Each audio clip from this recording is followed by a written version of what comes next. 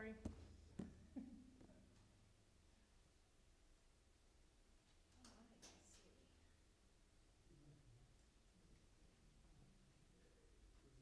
Particular order that we're going to be sitting? I think he has in mind Connor, you, Bill, Susan, and Reed on the end.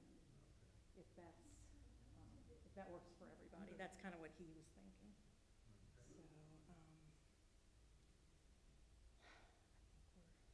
think we're good. He went to get Reed. And Steve, have you met Steve Dolman, the director of Public Lands? No, or maybe I had to have lunch with Connor and something. I think it maybe was.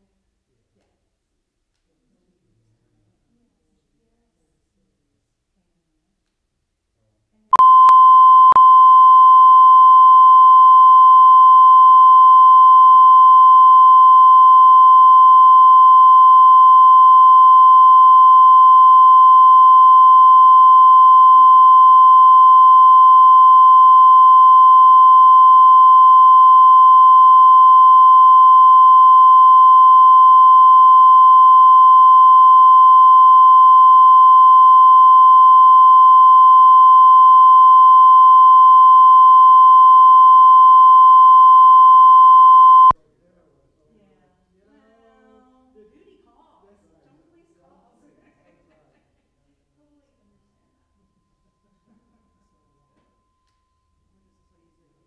Check, check. 19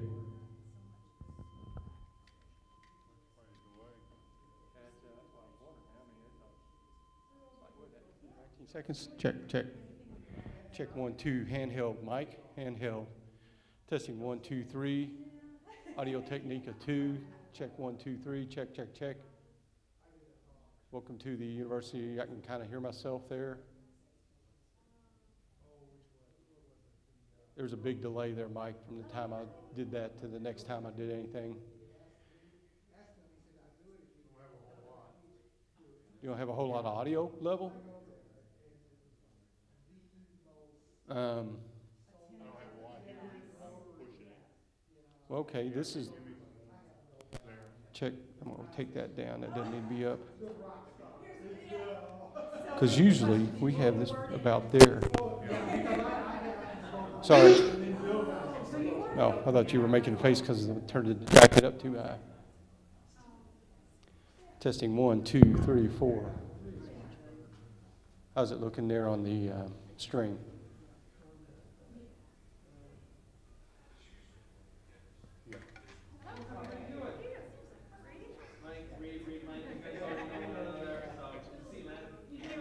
Whoa. Still not getting much here.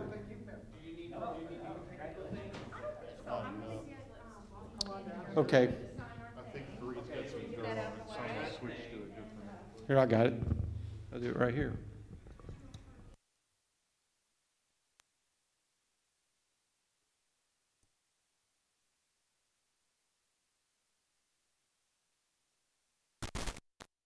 Check, check, check. So this is input 4. Input 4 on the Shure mixer. Check 1, 2, 3, 4. Checking, checking. 1, 2, 3, 4. Hello, hello, hello. Test, test, test. 1, 2, 3. 1, 2, 3.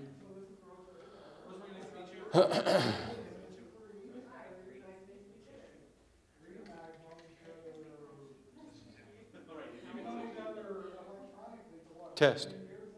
Test. 1, 2. You're looking low here.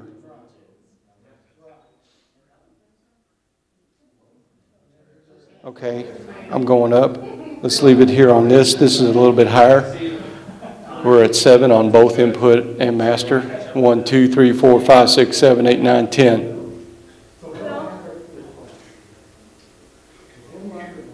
Yeah.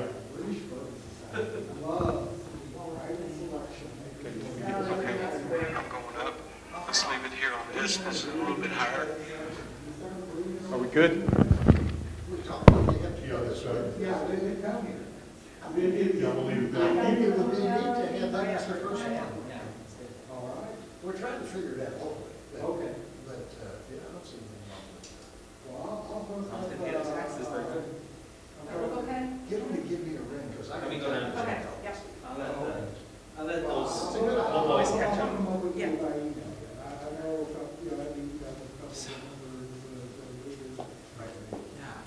They're good for not, the light doesn't shine, that light doesn't I shine. thought John Schneider's notoriety would be limited to contributions to UK and business school, but I guess that's not the case. Just like we were event, Bill's here. That's great. That's great. That's fine. Looks good, Yeah. right? And I told, Mike was asking if there's any particular order, and I told him what you were thinking. Well, just, and you can say it's because I have the instruction to that, so. Yeah, yeah. There we go. I do need to go back to the office and grab my piece of paper. Notes, yeah. Because, yeah, he's gonna make that happen. All right, yes. 1, 2, 3 Okay. rolls. Okay, you want some? Okay, somebody asked you, yeah, I think so. Okay, I gotta run back to my office for some notes. And I've got notes on each of you. I'm gonna do some introductions. So. I can introduce a couple of these guys. Uh, Like they haven't paid their water bill. So the plan is to have me on the right end, and then Mike, Bill, Susan, Reed. Okay. Almost want to just go That's and the take order it. of the piece, right? So if you want me to change it, Go get a I'll light. end up Reed is Susan, Susan is Bill. Yes, by email. You know, make my life simple. Thank you. Because if it's not simple, I'm more nervous today. Thanks for being here. All right, I'll be back in a moment. It wasn't as hard as I thought it was gonna be.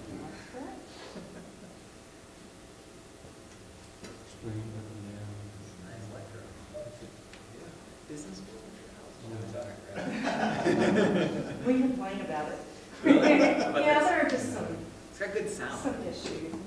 Oh, Hey, Thank you. You seen what the, Hey. University of Kentucky is that I the am most incredible thing jealous. you've ever seen? It is really, really fantastic. And they can do it without any, with any state support. Right, that was all done. Well, I know you got the same challenges here, so. Yeah. You ever see Bob Taylor? Does he ever sneak around for anything? Now, Dean Bob Taylor, or, yes, every now and then, he'll come to an event.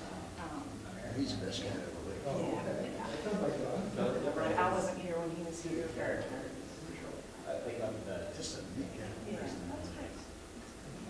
Okay, I'm gonna take a nap. I'm a man cold. Did you say what here?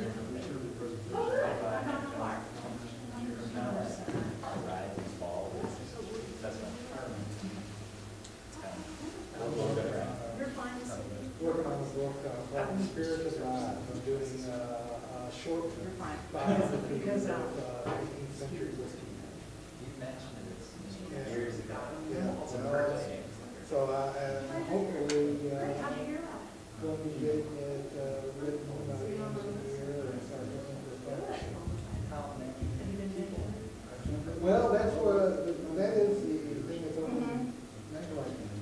I've gotten, W. O. Weller, George Garvey Brown, Yes. I.W. Bernstein, and E.H. Taylor. Good for you.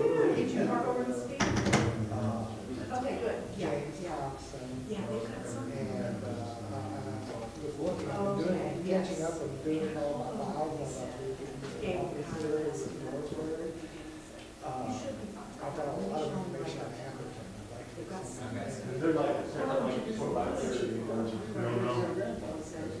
Well, I don't have that much information on it. Tons of it. Well, okay. It's always good to play it. I mean, he essentially. That is really good. Right. And all that stuff. He was a sheriff, and Yeah. he got 2 members of the James gang to convert from being criminals to law enforcement officers. I mean, it's bigger than most of those that you just mentioned. All right, well, Yeah. enjoy. Anything? Yeah, I've got, Yeah. yeah, I need to come look at your papers. How long is each one? Tons of stuff. How long is each file? Well, I'm looking to do anywhere from 10 to 20 pages. It's Oh, kind of, okay. I'm basically looking at, are you familiar with Plutarch? Yeah, you mentioned. Yeah, the idea that Plutarch did these short biographies, 10 to 20, 30 pages, all these people that create the Republic, you know, for Greek and Romans. So my idea is to do the same thing for Republic. Right, you know, and make it something that will be easy for people to pick up and read without, you know, in other words, something that's so well in the shops. I haven't read it yet, I have a copy, but there's the Deadly Stillers book. Yeah, that's the one that was written by, what's his name, from Kingstown. Yeah. Colin. That's not Clay's. No. Clay's working on Scott. I go to the tastings for days, meet up on Mondays. That's all Scott. That's just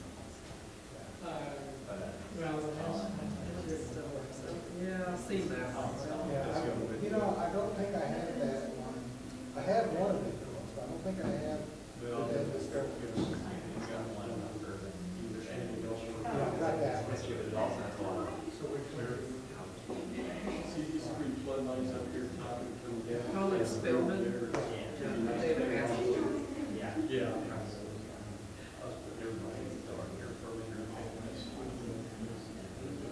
This is, I'm saying it's a cookbook. Oh, is it? Well, that's the book. Yeah, well, mine read the cookbook. Yeah, I think mine. under cookbooks, just because it's about whiskey. Yeah. Anything dealing with food. Category.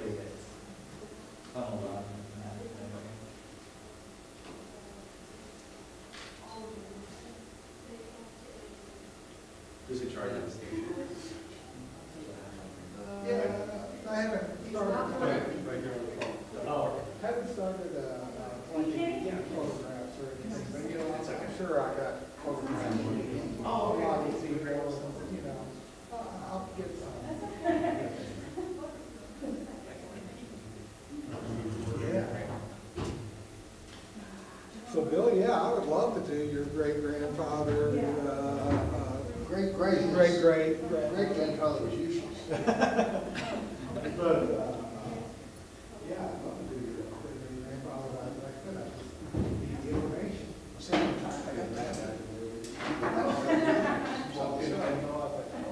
Pictures, we don't have a lot of pictures of him, because he was having early part of photography. Right. Look this up.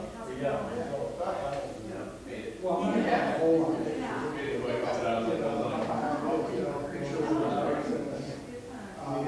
Well, that's part of the. Change shot of the story. Anybody else was fascinated. Right.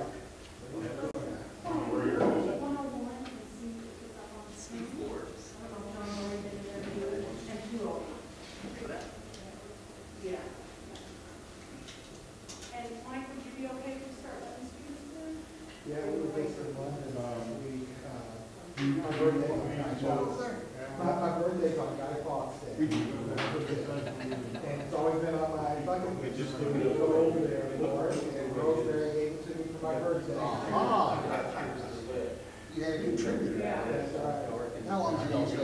We got there around morning and we left. Yeah. There is a wall in the back. That's pretty good. Yeah, it was a nice little day. But the British Rose Society did a little bag for How are they? What? They really appreciate bourbon. Oh, there's a little bit of everything. I mean, they really like bourbon. And it's basically a bunch of them like bourbon with other websites. They do, and they're very appreciative of real things. Some of them got this, why don't we just form our own here in Britain? When he tells you about it. And they did. I can tell what's happening. It's just. And they And like I said, threw they would the love to party do for it. Mike, because there are several You bars know, in you know, the picture. Hey, Steve. Yeah, really appreciate it. Yeah, good to see you again, too. One of the bars is owned by London's in Australia. So the Bourbon Society did a party. 5:15. We took So we're, we got, things like Heaven Hill. 20 minutes. 6-year-old Bob and Bob. we moved it because we thought we couldn't make it. Right. Well, then I went over, got on my knees, and the doctors said, they reslotted somebody that got me in. No. That's all right. Baker's 46, and they were just. That means everybody's ready to go. Yeah. And they were wanting to do a trip over. The diversity is not Susan, that's not like her. Oh, You know what I mean? Those son, After you know. John, get the ball over here. You know, they're not anybody's, they're not on anybody's list right now, so I can't see them, I cannot see them getting it on anything next year, but, They're very, very we well. talked about those trays. They were talking about trying to do those. You got this meeting? Don't be late. You're the person who's, okay, so you're the person who's kicking things off.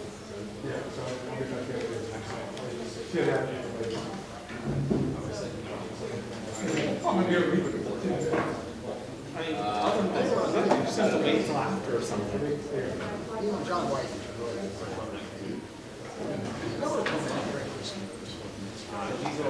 But I'm serious. At the election. John's a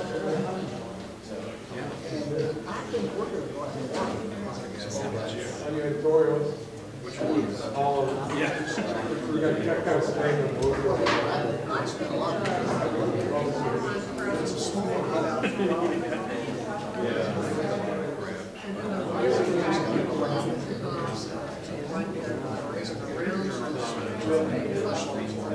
Well, they didn't take it off. John and Colin. They're going to you know whether he's going to be birth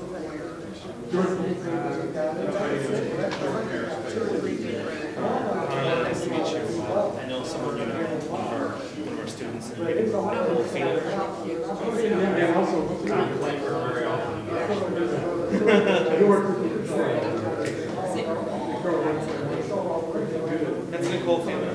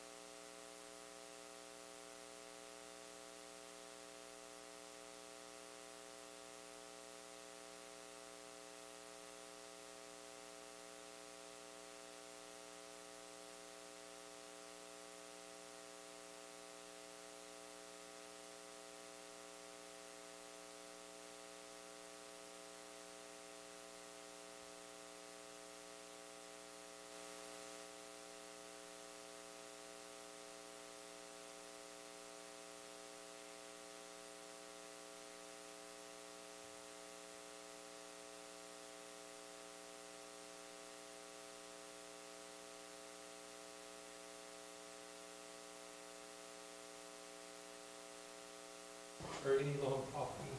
Just ask the question. Hey, Director Daddy Enjoy knows. the show. Thanks, Steve. Welcome, everybody. Thanks for coming out. It turns out that bourbon is a popular topic. Who would have guessed? So one thing I want to say and I want to give a plug to is that Bourbon Pursuit, the #1 bourbon podcast on iTunes, are here tonight. They're recording this conversation, and it will form part of an episode of the podcast that will be released in January 2018. So that's Bourbon Pursuit. You guys should all check it out. It's with Kenny Coleman. He's up the back there having a great time. So as Steve Goldman just said, today's panel discussion is titled Kentucky's Bourbon Boom. And we're here today to try to understand why bourbon has made such a huge comeback in recent years. Why has it made a comeback today? Why now? How long might this boom last? How important has the boom been for Kentucky's economy? And how U of L students can make their mark in the industry. You can do it. So to help us in that task, we've got 4 outstanding panelists.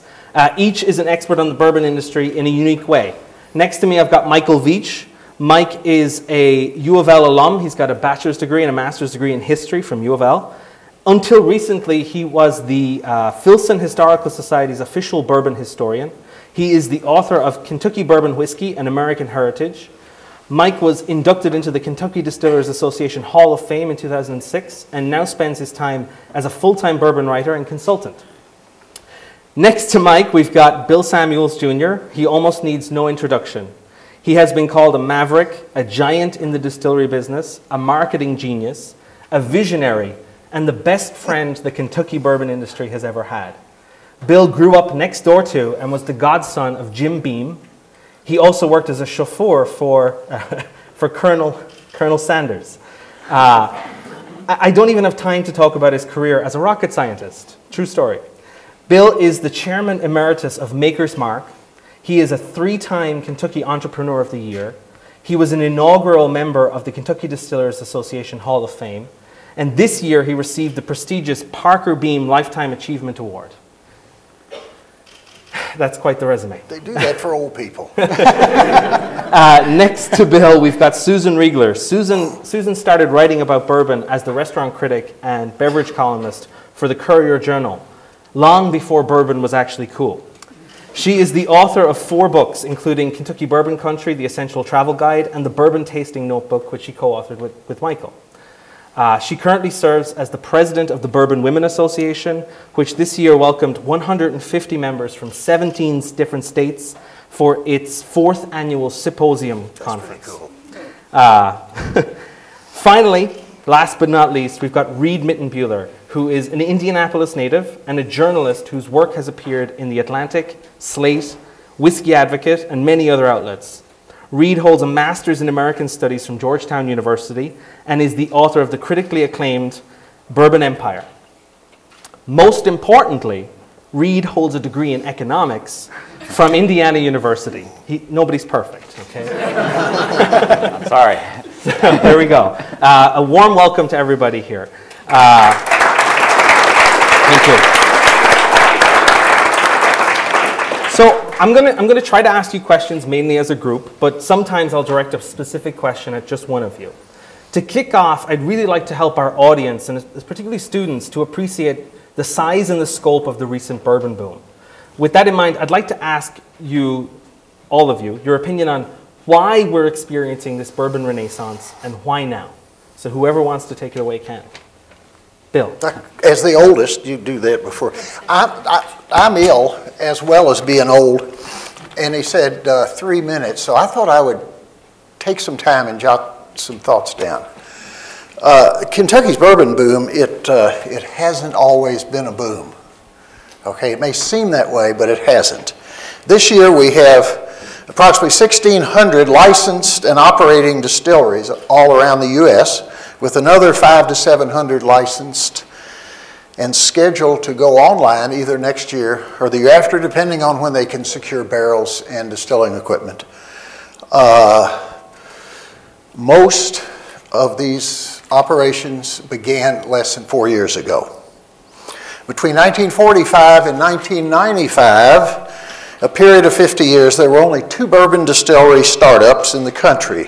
One in Pennsylvania, which did not make it. The other, Maker's Mark, created by my father in 1953 as his retirement hobby. And it has been some sort of retirement hobby. I was there when he bought the little place for $35,000 and have pretty much been hanging around ever since. Dad's simply stated goal, and he did every chance he got around anybody that would listen, he made it perfectly clear that the goal of this little hobby was to bring connoisseurship to Kentucky bourbon. He toiled on confidently without many paying attention for many, many years. But in fact, it was not until the mid-'80s when a couple of distillers helped get this concept on the radar screen. And it was Buffalo Trace, which then had another name, introduced the first single barrel bourbon. Blanton's and Jim Beam's grandson, Booker, a short time later introduced the small batch bourbon collection. It is the foresight and the actions of these 3 pioneers who re-imaged bourbon that, in my judgment, made it possible for the Kentucky Spirit to share in a big way America's ongoing love affair with finely crafted and well-positioned premium spirits. As the producer of 90+% of the world's bourbon, the boom has really been felt in an economic way here in Kentucky, in jobs, capital investment, and amount of bourbon produced. Since 2000, each of those has tripled. I, for one, expect continued growth for Kentucky's financially strong bourbon producers and their stronger brands, but possibly at a slightly reduced growth rate. Exciting career opportunities abound for each and every one of you that is looking to get into an exciting industry at home. We haven't had many over the centuries. We got one now. We do face a strong challenge from each of the 11 states that have more distilleries than we do here in Kentucky. We have state laws that have encouraged startups not to think about Kentucky. And remember, these startups, we were a startup once. For 50 years, the first 50 years of our existence, we were qualified as a craft distiller. First 50 years. It's just been the last 13 that we have reached beyond the 400,000 cases. So this is a transitional thing. The more of these craft distillers we get in, the more of that investment, the more likely you'll have companies like Brown-Forman, like us, and others. So it looks good, guys. Thank you. Okay, good. Thanks. Thanks for sort of putting things in context. But well, does everyone agree? Is it the foresight of 3 visionaries who gave us this? I agree with him there, but I will also have to say that this bourbon boom looks bigger than it really should if you take it into context that in the 40s and 50s, I mean, we're just now catching up to the production levels where we were in the 40s and 50s. But the margins are 10 times higher. But the margins are 10 times higher. So that's important. Yeah, that is important. It's one of those economic right. bits that they're going to like. But, you know, Kentucky had a booming industry up through the 50s, and then, you know, one of the mistakes in my book that Bill pointed out to me is I kind of said that the 50s were a golden age of bourbon because there were a lot of brands out there and everybody could get what they wanted, but it wasn't a golden age for the actual producers because companies like Shinley had overproduced and they kept the price artificially low and ran a lot of small distilleries out of business by doing so. And it kind of started the downfall and the decrease. And, you know, you had 2 decades basically of decreasing sales that makes this present boom look so much bigger than it would be if we'd have had straight sales all along. I wanted to also mention that, and this goes back to Maker's Mark, there are 2 factors that have really made bourbon take off in the last decade and a half. One of those is the positioning that Makers did And this is back to your wonderful Doe Anderson agency of, I remember the tagline from the 80s, it tastes expensive and is. That is, the bourbon, instead of being just you knock back your firewater, kind of, down the shot, this was a connoisseur's sipping whiskey. This was something to compete with the single malt scotches. And single malt was a big marketing wheeze on the part of the Scots in the 1970s and the 80s. So Makers was a pioneer in that respect. And then the other aspect of this was emphasizing the history, the authenticity, the place, and turning Kentucky into a destination, Makers being the first place to be open to the public, the first distillery as a tourism site. Come see how it's made, come look at this beautiful setting. And the other distillers all followed with that, and now we've had over 1 million people last year visiting the major Kentucky distilleries. Susan, let me tell everybody why we started. It didn't have anything to do with we had all these people wanting to come see us. It's my sister had gotten fired as the ground hostess at the airport for American Airlines and needed a job. And all she could do was talk. And she did a great job. So it's a family tradition. Yeah, it worked out well. I would add one thing to Susan. When we're looking for reasons for this bourbon renaissance, which I kind of like to call it in a way, because it used to be this huge industry and we see it crater for several decades at the end of the 20th century. Think back to what a hip bar would have looked like in the 80s or the 90s. You think a lot of chrome and steel, white tile, it's very sterile, ferns. What are people drinking in that bar? They turn to vodka, they're drinking clear spirits. And the rules of fashion kind of dictate this industry more than people talk about it. Hemlines go up, they go down, lapels get wide, they get skinny again. And you had a generation of Americans that had turned away from this drink that a lot of Americans had historically drank a lot of. And when you look at a hip bar today, or the last few years, what do you see? You see a lot of reclaimed wood, you see Edison light bulbs, you see a lot of kind of old stuff. It looks, it's very comfortable. It looks like a cabin in a lot of ways. Like I live in New York, and these bars, they're in the middle of the city. It's very urban, and you go in, and it's like you're in a barn all of a sudden. That's how they all look. And I think bourbon, the history of it and the heritage of it, it goes back to the past. There's a lot of nostalgia involved. And so, coinciding with the bourbon renaissance, you've got a lot of forces that have kind of disturbed the fabric, kind of politically, economically, culturally. A lot of people are going online, and people are staring at tiny screens instead of talking to each other face to face and this kind of stuff. And when you look at bourbon, it's a product that harkens back to the past, and there's something very comfortable about it. And so I think people have turned to it in a lot of ways too. It's a comforting thing. It's an old thing, and it's kind of settling things down a little bit. It's relaxing. And I think that is part of it. That's why people have kind of latched back on. They'd forgotten about it for a while. We went off to vodka and all the crazy fern bars, and now we're back. I think that's part of the renaissance too.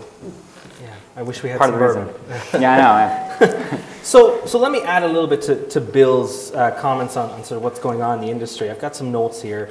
The Kentucky Distillers Association reported just recently that over $1.2 billion of investment is underway just in Kentucky.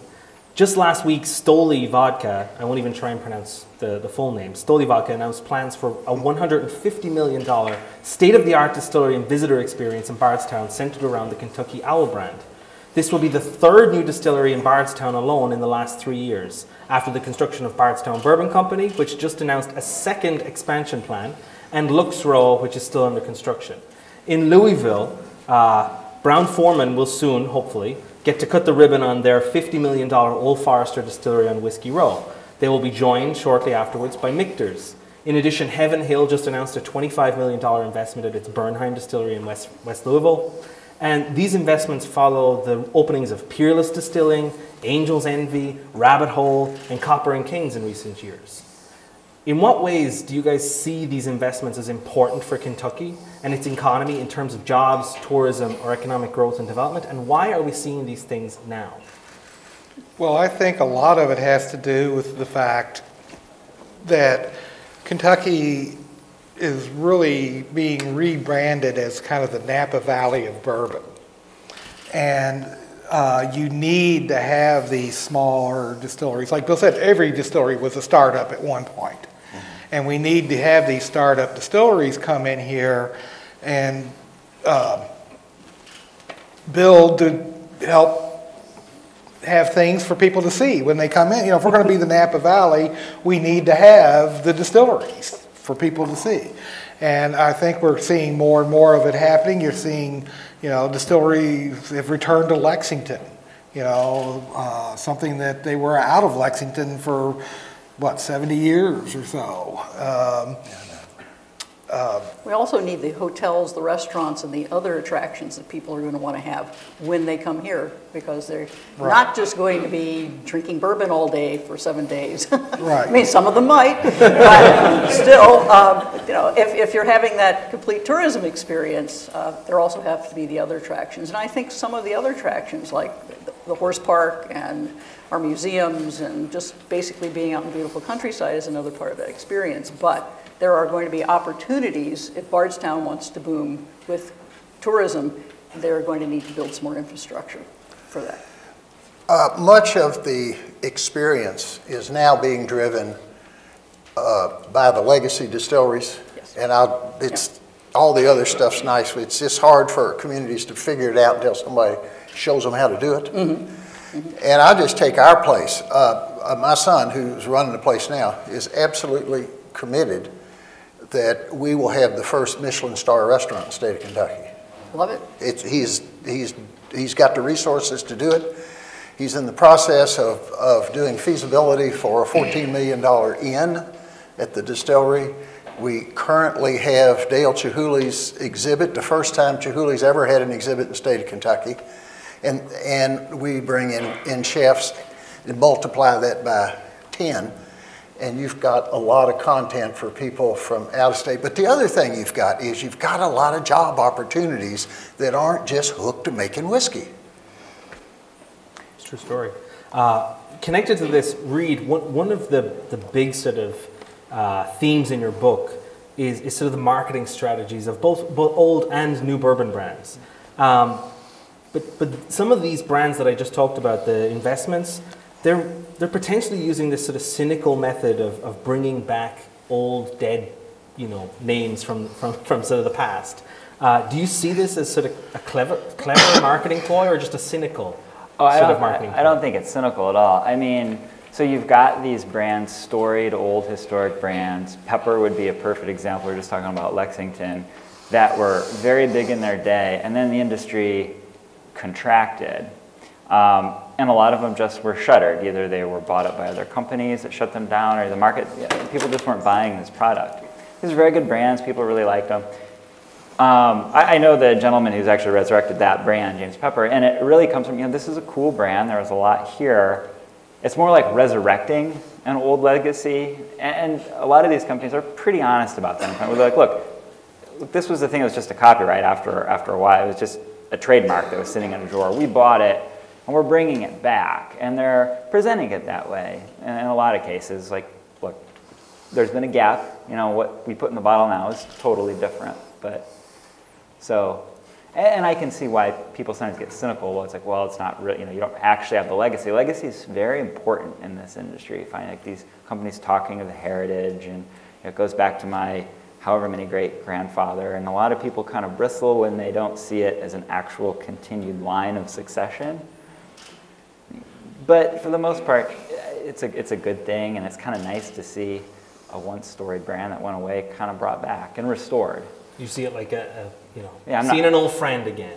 Yeah, you know, and it's like they've got these beautiful labels. If you look at bourbon labels from the 1800s, it's some of the most beautiful marketing of any product.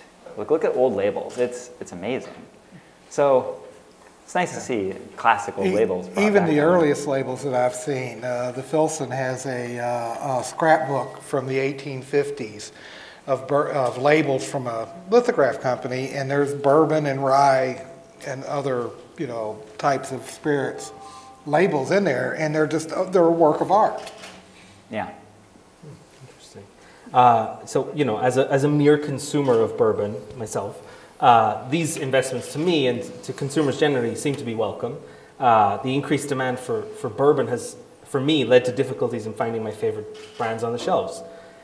Given that we're in the middle of sort of fall release season, let's pivot a little bit to the effect that the boom has had on sort of the availability of products, and particularly, you know, seeing as it's maybe not something you want to talk about, but something that everybody else wants to talk about. Let's think about the boutique brands from, say, the big distillers, right? So in particular, you know, let's ask Susan. Susan, as head of sort of the Bourbon Women Association, how have, say, the members of the Bourbon Women Association coped with the surging popularity and lack of availability of their favorite products?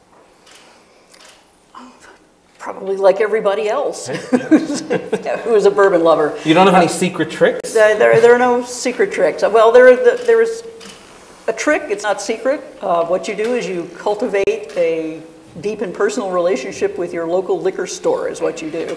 You know, become a regular. Exactly you know, right, do yeah. not feel you can go online or send out an Instagram message and say, "Hey, do you have any antique collection releases that I can just stop by and pick up?" No, become a regular in your local neighborhood retailer shop. Know that they know that you are an appreciator of bourbon, and it's amazing. You may stumble onto, I've heard many, many of these stories, that somebody walks in their store and the owner knows them, the proprietor knows them, and says, "Oh, I had a customer who didn't pick up his bottle of," believe it or not, this happens, "his bottle of 23-year-old you-know-what. Would you like to have it because you're one of our regulars?" And then they say, "Oh, yes, of course."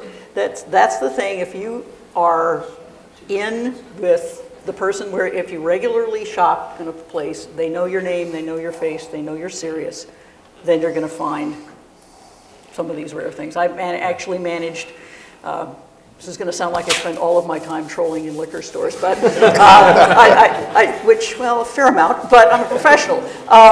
It's okay. But somehow I just managed to get, "Oh, do you have the Old Forester birthday bourbon yet this year?" "Oh, no, I don't. Someone didn't pick it up." "Oh, fine, I'll take it." And, you know, that happens. So you basically, it's a sort of mindfulness and being in the right place at the right time. I also had a great tip from my friend Mike Veach about some bourbon I was looking for. He said, "Yeah, this is up in a little liquor store up 10th Street in Jeffersonville." And I walked in and, whoo, 5 bottles, boom, it was great. Can't find it at all in Louisville. I'm not telling you where or what it was. You know, the industry probably hates me for what I do, because when people start looking for these boutique things, I tell them, why bother? There are a lot of really good brands that you can get that are available out there that are half the price, and you can get those and enjoy them year round. You know, Absolutely. Maker's Mark. Absolutely. But when you do bourbon tastings for people and they want something special, you sort of have to be on the prowl. I think for an enterprising student who wanted to scrape together the data, you know, bourbon right now could offer some really interesting lessons, you know, in bubble economy. You know, it's like tulip bulbs a little bit. When people talk about shortages of certain brands that have just disappeared, brands that once used to be easy to find everywhere, you know, now you can't find them, or if you do, they're really expensive. I sometimes wonder, you know, there's not really necessarily a shortage, you know, like it's just not there as much as it's hoarded away in a closet or in someone's basement. You know, you hear stories, I've got a number of liquor store friend owners who have these stories about people coming in and buying everything off the shelf, buying the case. You know, people are afraid they're not going to be able to get it, and you've got that kind of mentality right now. And so you'll see these things, and because of distribution, you'll see certain markets totally empty of a certain brand, but other markets will have it. I think after a while, hopefully that'll kind of start evening out, just as people realize, I've got a whole closet full of liquor that, you know, the price hasn't skyrocketed or whatever I thought it was going to do, and secondary market. Don't you find a lot of that really is driven by people buying to sell as opposed, well, okay, well, that's a totally different market, and that bubble is huge. And illegal. Yeah, well, that's well, that's part of the charm. Please note that Reed Mittenbuehler is not a lawyer, it's not legal advice. But, you know, it's like Rosemary was calling it the other day, it's the Beanie Baby syndrome. Right. You know, people have got to have that one bottle of everything out there. Yeah. It seems for Susan that Pappy Van Winkle has become the he who shall not be named kind of. Well, no, not necessarily. You know? And that's actually, I would completely agree with Mike in that there are a lot of bourbons that are very, very good. That you look at what the distillers make, and they're basically using the same mash bill and for a variety of brands. Some of them, they age longer. Some of them are in different places in the warehouse. But, you know, the big players, they all make really, really excellent bourbons. And if you just are a bourbon lover, there's a lot of excellent and very reasonably priced bourbon on the market. There is no shortage in that respect. Have any of you had to, say, adjust your preferences, adjust your tastes to deal with sort of shortages? Have you had to pick something else you like? You know, I used to have kind of as my special Friday night, but I would buy it for $40 a bottle, was the Van Winkle Lot B, you know, the 12, which is now impossible to find. But I also am not personally a huge fan of really old, very woody bourbons. The sweet spot 6 or 7 years old, to me, which kind of gets back to how I kind of recalibrate is, you know, you know, the soul of bourbon, it's kind of a humble product. It's corn, rye, barley, wheat. Occasionally wheat. You know, aged in a barrel, it's not necessarily a fancy thing. And you know, it's like cooking meat. Some meat is made to be braised for hours on end. You know, some of it you want to eat raw, like steak tartare. And bourbon, it's more like the pork chop, right? You don't want it too overcooked. You don't want it undercooked. You know, 6, 7, 8 years old, that's not an inherently complicated product. And so when you see this fetishization or everything's getting very complicated, the way people, you know, kind of go after these unicorn brands, I always kind of think, well, it's, you know, I'm not trying to glorify tacos or peanut butter and jelly sandwich. You know, it's kind of it's a standard. So some of these standard kind of old classic brands that aren't that expensive really do hit a sweet spot, I think. So I think of it that way. There's a few of us that actually make bourbon, which is different from marketing bourbon, that are well aware that people generally, if not influenced overly by the marketers, enjoy stuff that tastes good. And old whiskey doesn't taste good unless you filter it to death. Interesting. Okay. So I'm going to pivot again a little bit. He's an Irishman. Yeah. Sure am. So, you know, I know very little about bourbon, but I'm learning. So I wanted to talk a little bit about the protections that bourbon receives, particularly within the United States and outside the United States. So, you know, how important to this boom has been the sort of international markets, the surging popularity of bourbon in other countries, and how important is the protection, the designated product protection that it received in 1964? How important is that to the product and to the industry? Boy, you know, if you take this as an American product, and it's, you know, a signature American product, just as you have champagne out of France, yep. Right? Then there's a lot of identity that goes with that. And we're not just exporting whiskey, exporting, you know, something that's very strongly identified as American. And I remember when I was a graduate student in England 40 years ago, and I remember going to a little gathering with a Canadian friend of mine, and somebody came up, some Brit came up to us and said, oh, you know, she said, well, my Canadian friend said, I'm from Toronto. And I said, well, you know, I'm from Kentucky. He said, oh, America, that's so much more romantic than Canada. And I thought, oh, that's interesting. I hadn't really thought of it that way before. But there is that certain sort of romance when you talk about Kentucky and bourbon and horses and the frontier, you know, sort of all of that stuff. And then you sort of look at where the bourbon industry and the American whiskey industry, where a lot of their growth comes from. And when you think about, I think one statistic I happen to know is that 65% of Jack Daniels is sold overseas. You know, that's a huge market, which in Jack Daniels, of course, is owned by Louisville-based Brown-Forman, that the companies look to export. In Vietnam, which has been a huge growth industry for American whiskey, they have a 45% import tax on whiskey. Under the Trans-Pacific Trade Agreement, that was going to eventually be phased out. But the United States has not signed on to the TTP. And so what's that going to do with projected growth for exports in a market that was, I think, 175% growth between 2015 and 2016, one country alone in Asia.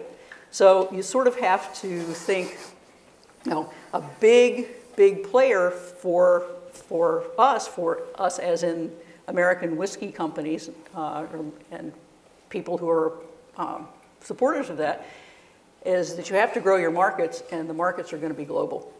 And you know this very, very well, and so we have to look at the ramifications of that. And then, you know, jobs, if you're not growing, now we have some growth going on right now, as we've just talked about, you know, in $1.5 billion in investments in the next few years. But where is that going to go? I just want to bring up, you know, when I was a reporter at the Courier-Journal, we were having big meetings in the, you know, right around 2000. It was really exciting. Gannett was spending, forgot how many millions of dollars on a brand new state-of-the-art color printing press. What are we going to do with all this great full-color newspaper we're going to have, right? This was, you know, within 18 months of this thing called the internet, completely changed journalism. But Gannett was putting millions of dollars into state-of-the-art color printing presses. No. So there's a little cautionary note about You know, one of the ways optimism. to think about the opportunity really for each of y'all as opposed to us is bourbon is now positioned well enough to take on Scotch globally. And see, that's what I meant by bringing connoisseurship to bourbon. It had to happen before we had a chance to become internationally successful as a group at the upper level. We represent 10% of the Scotch business. The opportunity is incredible because we're more attractive to young professionals. We have the positioning right. We got to get the duties under control.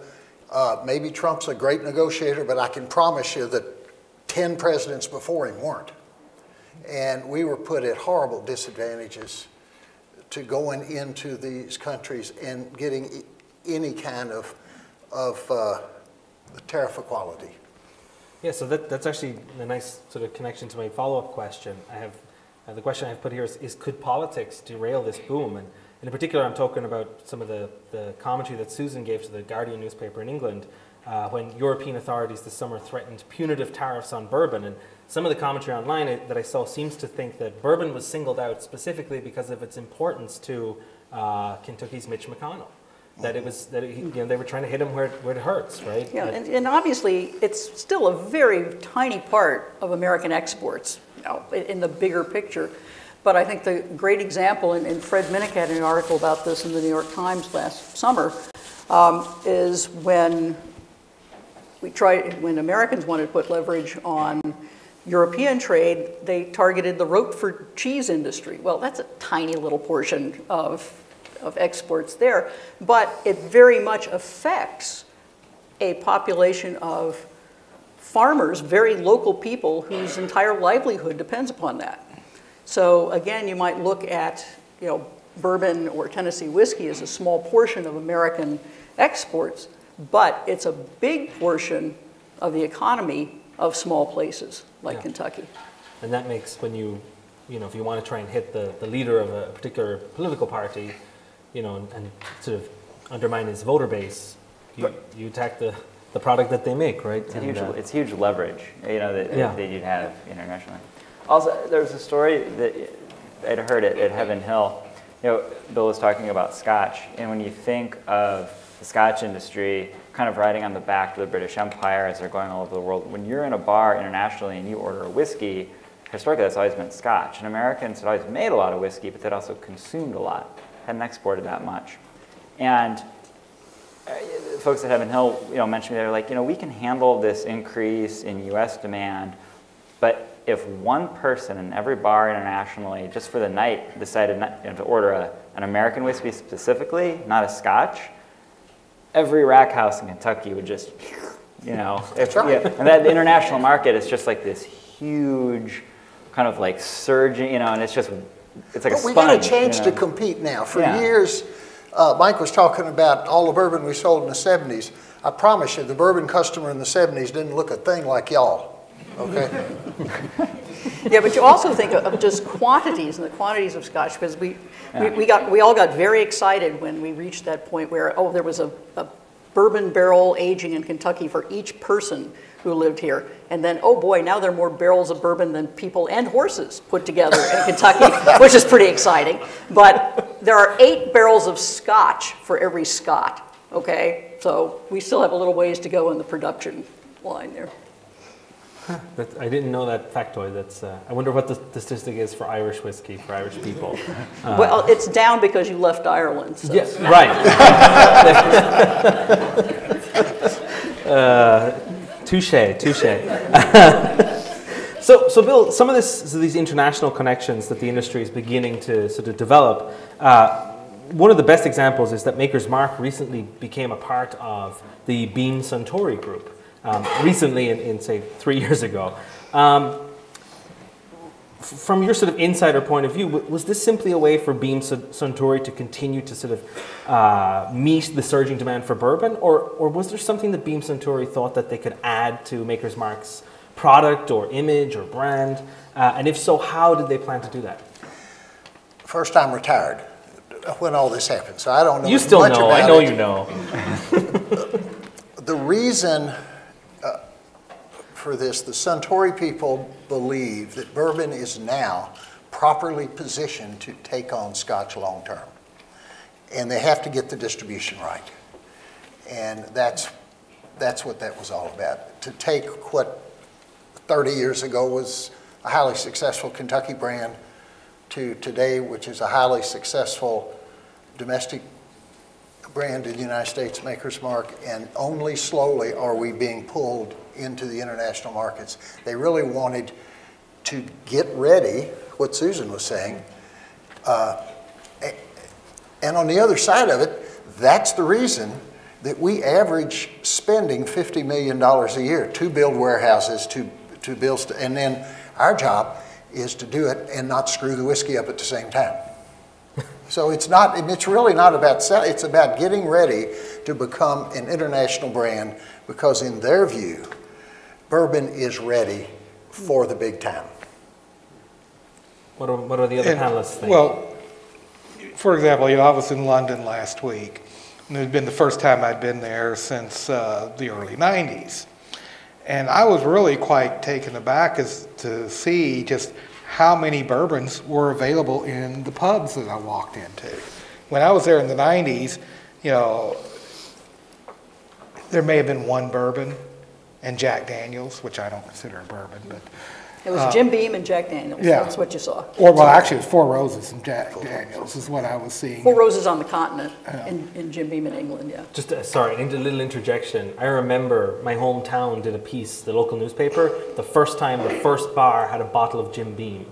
That gives you some sense of the size of the town that I'm from. The Yankees are coming. But when I was there last week, just about every pub I went into had Knob Creek, Woodford Reserve, Maker's Mark, and Bullet. Of course, Diageo is a London-based. Yeah, but Diageo is a London-based. So that makes sense, yeah. And also it's about image too, in that one of my favorite finds doing book research was an old Jim Beam ad from, I think it's the 50s or 60s. And it was a gentleman wearing a tuxedo and coattails and wearing white gloves, and he's holding a bottle of white label Jim Beam. And that's how they were positioning it into a market. And you realize you go into some of these places and people have no perception of this product. They don't think of it as, the way that Americans in the 50s were. Like, it's something we're drinking on the back of a pickup truck or, whatever. It was just like, well, we'll just change the image entirely. And I think there's a much bigger push behind that to kind of up-brand that image and sell it that way. And I've talked to a couple of producers who said, as long as Americans are seen as cool, and this is a cool product, there is that reflection too that is helping drive it. So they were a little worried about maintaining that image overseas too. Historically, I have hanging on my wall a bar tray from I.W. Harper from the early 60s, and it's talking about, in the early 60s, Shinley, which was a very progressive company, in a lot of ways. They were trying to expand bourbon overseas, and I.W. Harper was being advertised as the first bourbon available in 70 countries in the early 60s. So, you know, the United States has been trying to get into that international market and compete with Scotch for, you know, 50 years now. And they're But just they now, didn't have the cues right. Right, then. they didn't. It No. really is that simple. The image was wrong, irrespective of what the individual companies did. Right. The time is right now, and the opportunity has never been better. right. But this is, I was going to say, this is the accumulation of 50 years of effort. So that leads nicely into the next question that I've got. And from some of the conversation that I'm hearing, I mean, it seems like none of you expect this boom to end anytime soon, especially given the behavior of these major companies who really have a lot at stake in this game. They're not making these decisions lightly. And Beam Suntory is one, Stoli Vodka is another, and so on and so forth. You know, can this boom last indefinitely? And we touched on this a little bit earlier, but more specifically, what opportunities are still out there for someone who's entrepreneurial? Is there still room for another variety, another flavor profile? Because in Reed's book, he talked about how that sort of flavor heterogeneity was lost over time, and it's only beginning to come back with these new craft distilleries, that variety of flavor. Is there still room for that, or is this all going to be eaten up by the big guys in the industry, this demand? Well, see, that's one of the things I kind of disagreed with Reed in his book on. Yeah, that's correct. Well, Because even because you know, even in the 90s, you could taste the different brands, and they all had different flavor profiles. You know, they weren't, you know, some just, you know, bourbon flavor, you know, one bourbon flavor. There was a lot of variety even then, but I will agree that the craft distilling industry is bringing back an even wider variety. Yeah, there was so last weekend I did a panel and we cracked open the Dusty. And for those who don't know, can an you old explain? bottle, something from, yeah, it's not made anymore, 40s, 50s. It had a bottle of Old Crow and it had been made by National. So we tasted it. I remember tasting it, and sometimes people really glom after these, right? They become, you know, they're rare and it's hard to find. They don't make them anymore. And it wasn't particularly good. I mean, a lot of sulfur. We were smelling it. We're like, oh, this is, you know, this is not a great whiskey, but it's old and it's, you know, it's kind of rare. So you remember when you think, when we talk about the industry consolidating, what we've lost, and we've lost some things that really aren't, quite frankly, that big of a loss. But when you look at, you know, all these new players, you know, coming back online and just looking at kinds of flavor profiles that might have been, you know, lost as an industry consolidated, because there's this subtext of the history of the industry going down to just a few companies that made a huge portion of the liquid.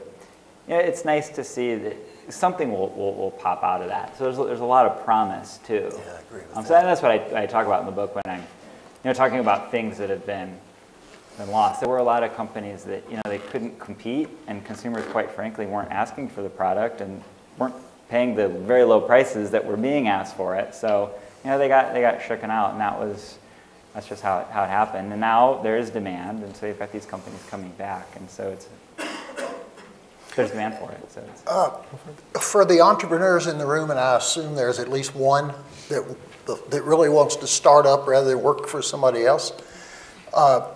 With this boom, there's a lot of opportunities that don't have anything to do with making whiskey, but in supporting the people that do.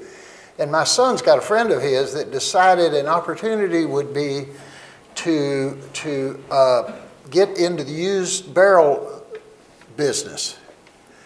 And I don't know the specifics of it other than he had to find a source and then he had to find customers and all. And in 5 years, he's made a fortune.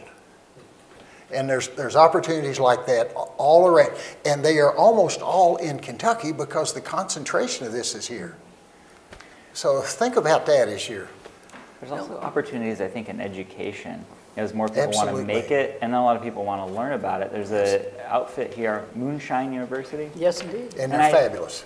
And there was this packet that they have where you can smell different chemicals that are considered flaws, but it's a way you can learn about these products if you're making it yourself or if you're just tasting through bottles. And I learned a tremendous amount, and it was this new company, it kind of sprung up, and there's that end of the educational aspect, and then just a lot of consumers who are, quite frankly, a little bewildered. I mean, it's hard to know all the different brands and what they make and where the labels lead. So there's a big demand for that, a big appetite, and people are willing to pay a lot of money. Well, let's talk about marketing.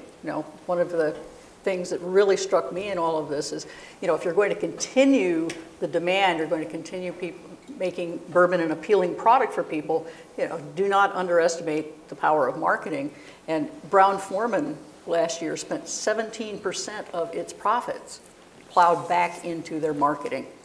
Now that tells you they're serious about keeping this demand moving along, to keep making bourbon attractive, to say this is why you want to drink our product. And I'm sure it's comparable with the other distilleries. They pay big attention to that. When we started with the agency we've got now, we paid them $1 a case. We were selling 100,000 cases, and today they have 40 people working on our account.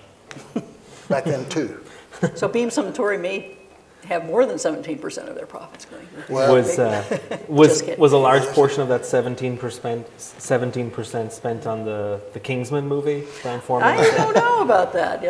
It wasn't broken down for me. Nobody's going to do a Halle Berry up here and drink a pint of whiskey while we're standing? Well, I talked about the Kingsman movie, and this is another good example of international markets. So in South Korea, the Kingsman movie, I think, was the #1 biggest box office opening South Korea had ever seen.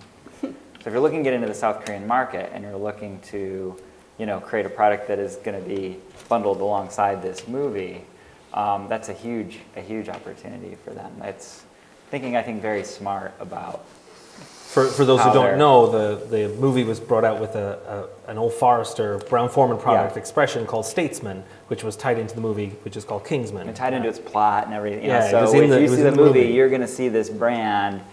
And if South Korea really likes this movie, and everyone in South Korea is going to go see it, and then they see this brand, and this is a market they're trying to break into, I thought it was pretty brilliant. Agree. 17% well spent. Is that the way? And regular Old Forester sells for $18 a bottle, and right. Kingsman is, $50 a bottle. Right. Gosh, that's a pretty good profit margin.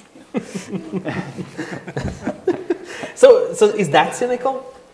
Is the move towards, hey, we've got the same thing? It's higher proof. Yeah. It seems still cynical, right? Is capitalism trying to get cynical? you to... Oh, let's not go there. The whole point is that the distilleries have to make money or they go out of business. Yeah, Are any of them going out of business? In the past, yes. Yeah, they sure did At the in moment, past, yeah. But not at the moment, No. because they're not afraid to charge $50 for a bottle. Right. Remember the printing press, that's all I'm saying. And I've had a couple of conversations with Old Forester about this, folks at Old Forester, where I've said, this is a brand that historically, because it's been around forever, historically was, pretty normal. It was normally priced, it wasn't particularly expensive, and now you are in a market where the framework has all shifted. Everything's been upmarket. People are willing to pay more. They would never pay that much for a bourbon. If you asked someone to pay $30 for a bourbon 20 years ago, they'd just laugh. So I was like, you have this product that's made very well. You've got this great liquid, but it's now been positioned. People know it as something that costs this much. How do you break out of that? People are willing to pay, and you've got a liquid that is of that quality of other brands being sold for that much. And so you're seeing them break out the brand, and with the 1920 and the Prohibition and some of these breakouts. I mean, I wouldn't call it cynical. They're a company that wants to make money selling a product. And they still have very affordable lines of that brand. So, and their product extensions are also, I think, worth it. I mean, the 1920s, it's really good. I mean, you pay a little more and you get something that's a little better. Sure. So other than sort of the obvious sort of threats from the things that we don't know, what threats can you see to the industry? What are the threats? What's the thing that keeps you awake at night saying, tomorrow there might be no bourbon? That's not the problem. The problem I have, and I'm a Kentuckian, so that's where we start, is that right now, Kentucky bourbon is one word. okay? 1,600 startups in the last 4 years. Yeah. 50 of them are in Kentucky. Every one of them trying to create the next Woodford or Makers. The odds, just statistically, that we will lose that monopoly concerns me as a Kentuckian, not so much as a principal in Maker's Mark. But, I mean, we've got something we've never had before in this state. We've got a signature industry that every state in the country would die to have, and we have regulations and laws that were designed by the Baptist and the Women's Christian Temperance Union to hold us down. And it's been a slow trek to get them changed. And I don't want to get into the taxation issue, but we are taxed. Your bourbon is taxed, which makes it hard for entrepreneurs to start here when they could start in Indiana or Tennessee. And Tennessee is recruiting distillery investments and using Kentucky as the reason why not to be here. And it's all laws and regulations. So it's all of that bothers me. It's one of those things that's going to creep away from you, and you're going to wake up in 10 years and it's going to be gone. And we say, where did it go? I agree. You know, Kentucky's legislature really needs to do something to make it more friendly to the industry as a whole. You know, there's no, you know, one of the things I always talk about when the settlers first came into the West, there wasn't a sign in the middle of the Ohio River saying if you have a still, settle on the South Bank. You know, you can make good bourbon just across the river in Ohio or Indiana or Illinois. And traditionally there was a lot of good bourbon being made in those states. Still is. You know, the MGP distillery makes some good bourbon just across there. As a matter of fact, I was telling them, joking with one of the executives there, saying that they ought to start advertising themselves as being part of Hoosier-occupied northern Kentucky. But yeah, so, you know, Kentucky really, the politicians should be worried, you know, because if, you know, Kentucky loses this reputation, then, you know, we're not going to be the Napa Valley of bourbon. Well, I mean, nothing struck me more than when I began to research the bourbon industry than the following, that the official state drink of Kentucky is... Milk. Milk. That might be a big place to begin and recognize the importance. But Louisville does have an official cocktail, which makes me very proud well, to live here. No, the fair old-fashioned. The old-fashioned, yeah. And it doesn't contain any milk. No, none. Which is good. You know, because I'm lactose intolerant, I can't go there. You mentioned Napa Valley. Last year, revenue directly from wine tourism, $2.4 billion, one county in California. 360 wineries in one county.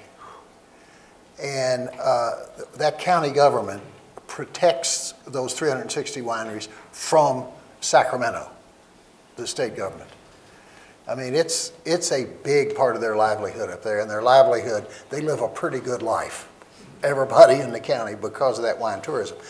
And the Bourbon Trail, it won't be exactly like Sonoma or Napa, but it has the chance, since we all get along so well, and since we're all so dedicated to make it the best experience in the whiskey industry, it has a chance to compete at that level as far as bringing tourists and butts to beds and revenue to the state of Kentucky. And you don't have to build these people's schools, because 90% of our visitors are from out of state. They go home after they spend a lot of money. And so it's all intertwined. It has to be the only Bourbon Trail. People have to keep coming. I mean, our little place had 26,000 visitors last month. And they spend an average in our little gift shop. GPS won't even get you there, so that's impressive. Oh, you're on.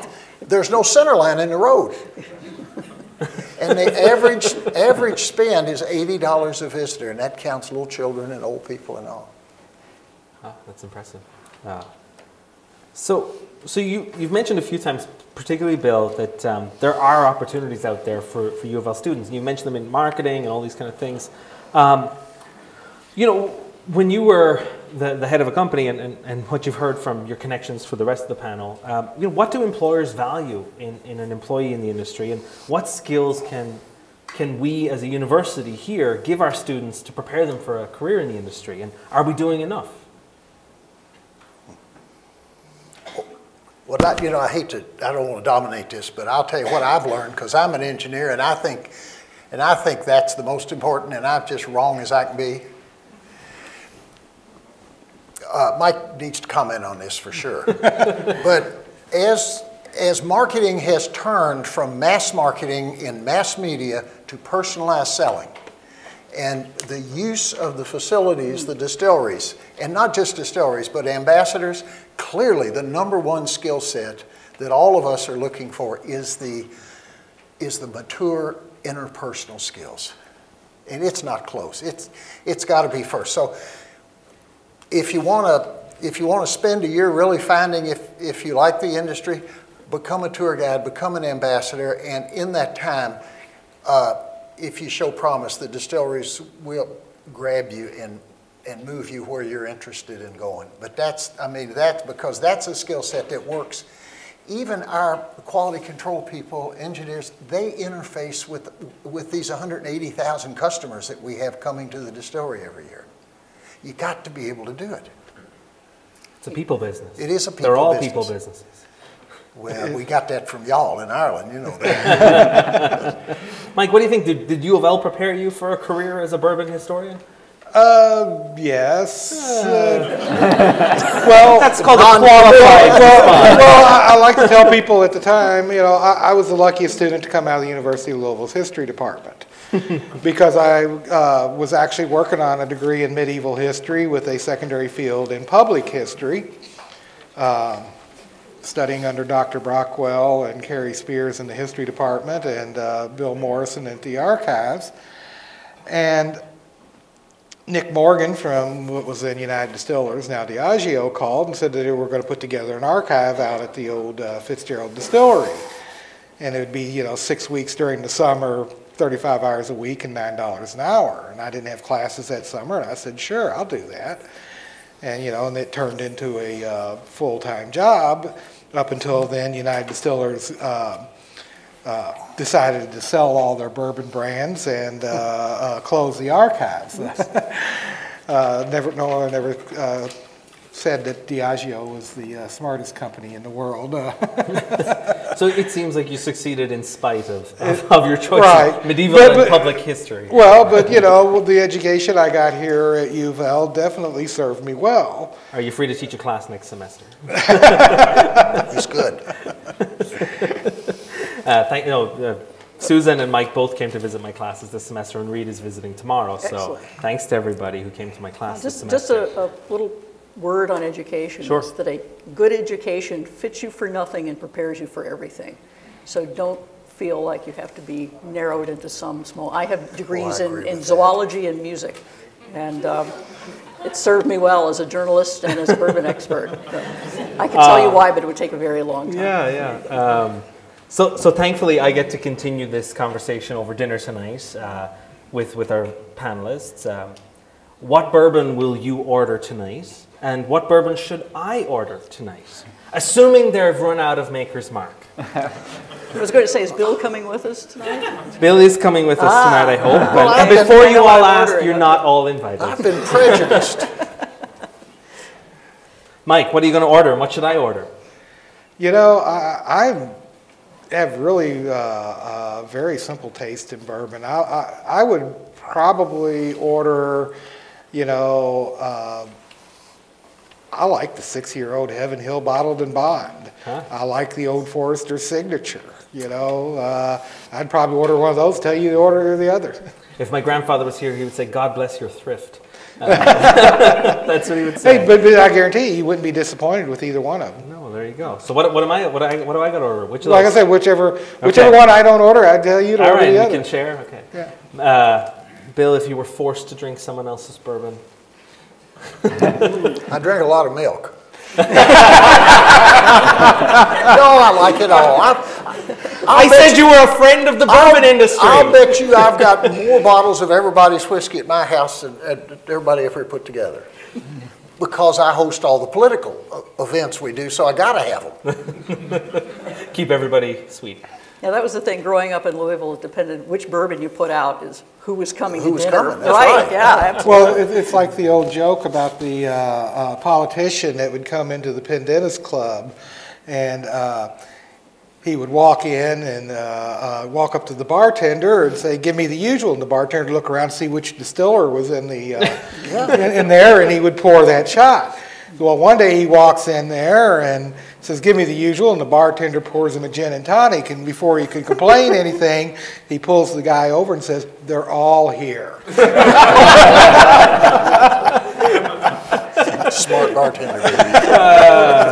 So Bill's gonna give us a diplomatic answer, right? Is that the? No, I thought Mike was going to give it. He raved. He was over in England, and he raved about these bourbon lovers wanting to come to Kentucky to do their own private select.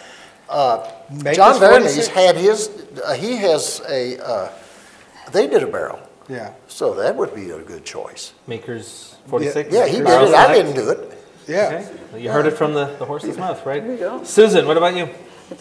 I may take the diplomatic way out and have a martini, actually. Huh. No, just kidding. Just kidding. Just kidding. No, I Can think someone cut her payment? I think the private selection is a great idea. In fact, I would say that's a wonderful choice. Anytime you go in a restaurant or a bar and you see that they have a private barrel selection, that they've gone to the distillery, you're going to get something absolutely unique. And so I often look for that. So if let's we have look a at the private menu. barrel tonight, that would be a great They thing do. to get. Okay, all right. And Reed, last but not least. Hardest question. It shouldn't be the hardest question.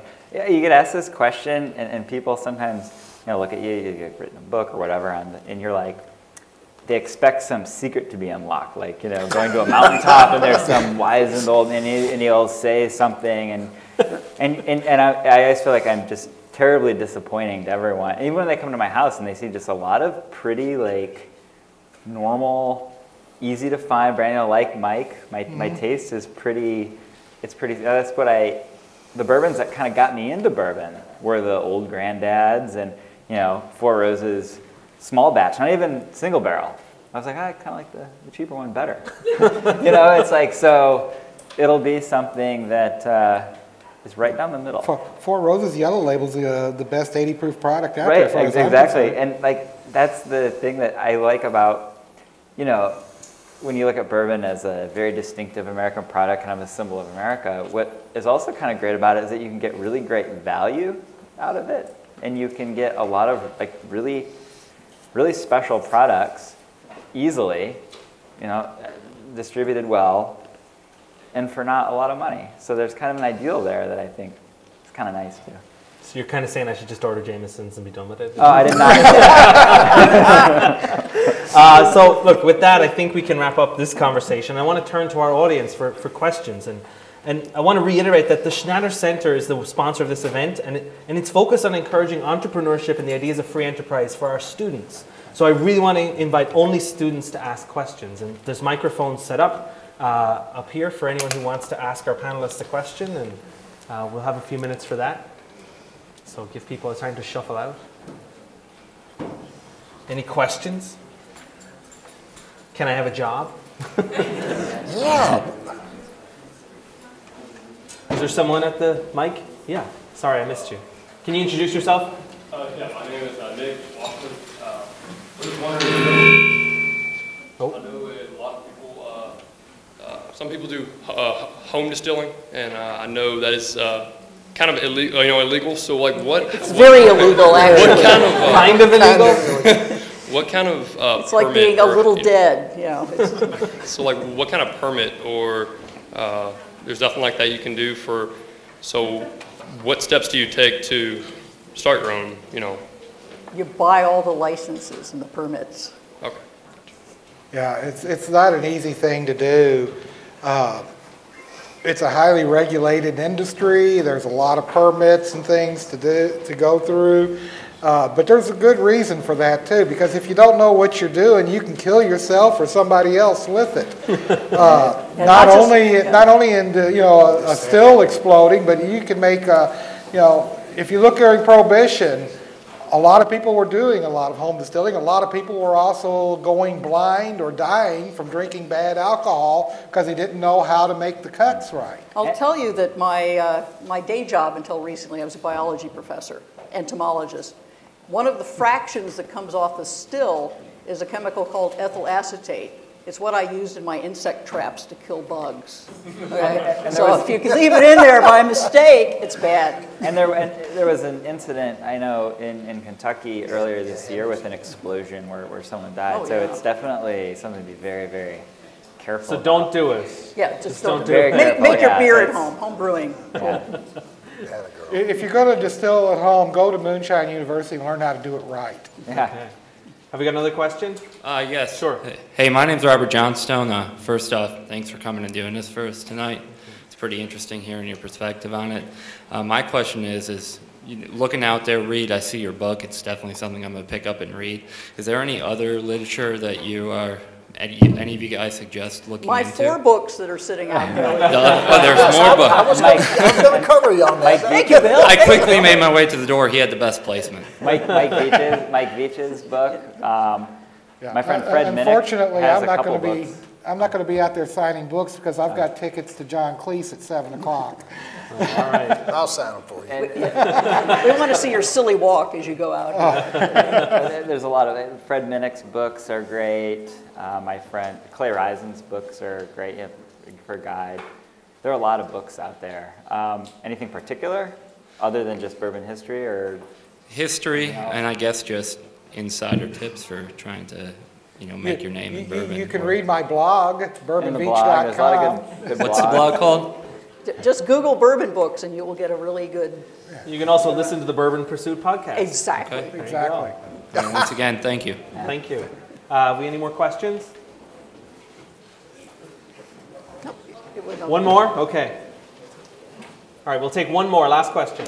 My name's Kat Hobleib. I just want to ask, with the use of computerized technology becoming more and more common in distilleries today, do you think that it is cheating the system to your more traditional historical way of producing bourbon? No. So I would put it this way.